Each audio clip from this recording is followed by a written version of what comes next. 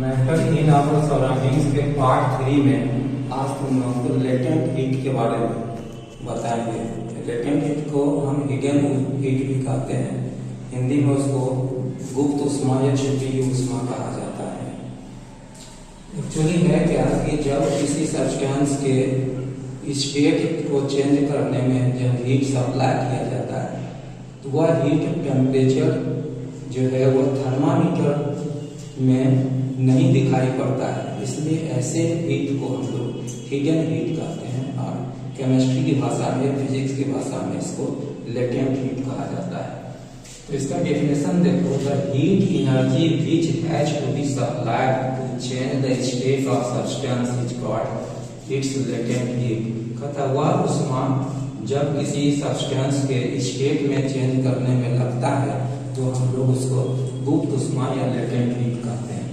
Latent heat does not rise the temperature, या जो latent heat है वो ताप या टेम्परेचर को बढ़ता हुआ नहीं दिखाई पड़ता है, so it is called hidden heat, इसलिए इसको गुप्त उष्मा या छुपी हुई उष्मा कहा जाता है। Because it becomes hidden in the substance undergoing to change of state, क्योंकि यह सब्सटेंस के अवस्था में परिवर्तन के दौरान छिपा हुआ होता है।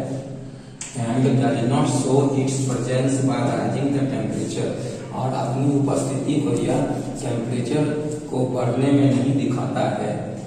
That is why the latent heat which is given to the change of state of substance can not be detected by thermometer. इसलिए जब हीट को सप्लाई किया जाता है सब्सटेंस के स्टेट को चेंज करने में, यदि थर्मामीटर को उसमें लटका दोगे तो उसका टेम्परेचर फर्दर रेज नहीं करता है जब तक कि उसका पूरा स्टेट चेंज नहीं कर जाता है, और यही कारण है इसको हिडन हीट कहा जाता है।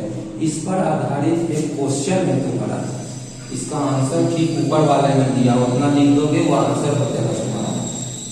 तब why latent heat does not cause a rise in temperature of the substance, गुप्त उष्मा क्यों नहीं सब्सटेंस के टेम्परेचर को बढ़ाता है, उसका आंसर तुम्हारा इसी पॉइंट में दिया हुआ है। इतना सारा लिख दोगे इसका आंसर हो जाएगा।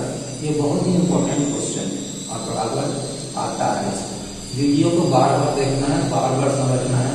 हिंदी में समझा दिए हैं और इंग्लिश में समझा दिए हैं इसको, ठीक है। इसको बार बार देखने से, समझने से बिल्कुल याद हो जाएगा।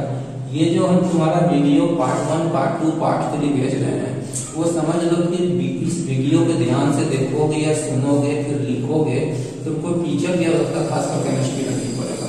ये मेरी गारंटी है, बशर्ते कि ध्यान से देखो, ध्यान से सुनो, ध्यान से पढ़ो, उसको बार बार देखो, क्या दिक्कत है। और यदि पसंद आए तो बिल्कुल उसको सब्सक्राइब भी करो ताकि हमारा मोटिवेशन बढ़ेगा और ज़्यादा से ज़्यादा ये करेंगे। साउंड के रिग्रेशन को दूर करने का हम भरसक प्रयास कर रहे हैं, आने वाले समय में यह बिल्कुल दूर कर दिया जाएगा, इस बात की गारंटी हम लेते हैं। लेटेंट हीट के प्रकार, काइंड्स ऑफ लेटेंट हीट। गुप्त उष्मा दो प्रकार का होता है। सबसे पहला है लेटेंट हीट ऑफ फ्यूजन, यानी कि द्रवण की गुप्त उष्मा। दूसरा है लेटेंट हीट ऑफ वेपोराइजेशन, यानी कि वाष्पन की गुप्त उष्मा। द्रवण की गुप्त उष्मा में सॉलिड को चेंज करके लिक्विड स्टेट में लाया जाता है, और वाष्पन की गुप्त उष्मा में लिक्विड को वेपर स्टेट में लाया जाता है। दोनों में हीट की आवश्यकता होती है। Heat is required to change the state of the substance, either from solid to liquid और फ्रॉम लिक्विड टू वेपर। तो किसी भी सॉलिड को, जैसे आइस है, आइस के 1 kg आइस को उसके लिक्विड स्टेट में लाने के लिए जितना हीट को सप्लाई किया जाएगा without changing its temperature at its melting point, उसी को हम लोग लेटेंट हीट ऑफ फ्यूजन कहते हैं, ठीक ना। तो इसका देखो डेफिनेशन है, the latent heat of fusion और melting of solid is the quantity of heat in joule. Joule में उष्मा की वह मात्रा जो सॉलिड को मेल्ट करने या पिघलाने के लिए आवश्यक होता है to convert 1 kg of the solid at its melting point.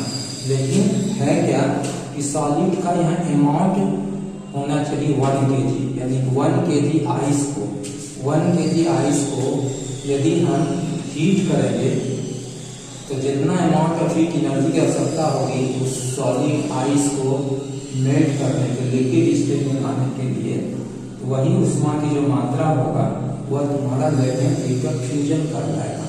क्योंकि आइस लिए है तो यहाँ पर latent heat of fusion of ice कर लाएगा। जैसे कि एग्जाम्पल के तौर पर तुम्हारा ये एक्सपेरिमेंटली डिटरमिन्ड है, एक्सपेरिमेंटली डिटरमिन्ड प्रयोगशाला में इसको निकाला गया है। साधारण प्रयोगशाला नहीं निकाला जाता है, बल्कि है प्रयोगशाला निकालने की विधि है, वो तुम लोग के सिलेबस से बाहर है, वो 10+2 के बाद है, सी लेवल में निकाला जाता है। It has been observe that, यह पाया गया है कि 3.34 multiplied by 5 joule of heat, 3.34 गुना 10⁵ जूल उष्मा की आवश्यकता होती है 1 केजी आइस को उसके मेल्टिंग पॉइंट यानी 0 डिग्री पर पानी में बदलने के लिए at the same temperature of 0 degree. Temperature को रेज नहीं करना है, 0 डिग्री पर इतना अमाउंट ऑफ हीट देना है ताकि, क्योंकि 1 केजी ऑफ सब्सटेंस यानी आइस को लिक्विड में चेंज करने के लिए आवश्यक होता है। वह पार्ट देखा गया एक्सपेरिमेंटली प्रूफ है कि 3.34 multiplied by 10⁵ joule of heat की आवश्यकता होती है। इसलिए तुम्हारा hence latent heat of fusion of ice is 3.34 multiplied by 10⁵ joule per KG. क्योंकि amount of heat is taken in a joule और amount of substance is taken in a KG, इसलिए इसका लेटेंट हीट का जो तुम्हारा unit होता है वो जूल पर केजी में होता है। इसको ध्यान से देखना है, ध्यान से समझना है, सारा चीज समझ में आएगा। क्योंकि हिंदी और इंग्लिश दोनों बता रहे हैं। फ्यूजन के बाद इस पर आधारित 3 क्वेश्चन है जो कि बहुत ही इंपॉर्टेंट है। Why the temperature of melting ice does not rise even though it is being supplied continuously? कहता है कि बर्फ का टेम्परेचर क्यों नहीं बदलता है, बढ़ता है, जबकि हीट को लगातार उसमें सप्लाई किया जाता है उसके स्टेट को चेंजिंग करने में। नेक्स्ट क्वेश्चन है तुम्हारा why ice at 0 degree more effective in cooling a substances than water at 0 degree Celsius. तो 0 डिग्री सेल्सियस पर वाटर की तुलना में आइस जो है किसी भी सब्सटेंस को ज्यादा ठंडा क्यों पहुंचाता है, जबकि दोनों का टेम्परेचर 0 डिग्री है, फिर भी बर्फ जो है किसी सब्सटेंस को ज्यादा ठंडा करता है ठंडे पानी की तुलना में, क्यों? फिर तीसरा है why we feel very cold when we hold a piece of ice in our hand और पाम। जब हम अपने हाथ पर या तलती पर बर्फ के टुकड़े को रखते हैं तो क्यों हमें ठंडा का एहसास होता है।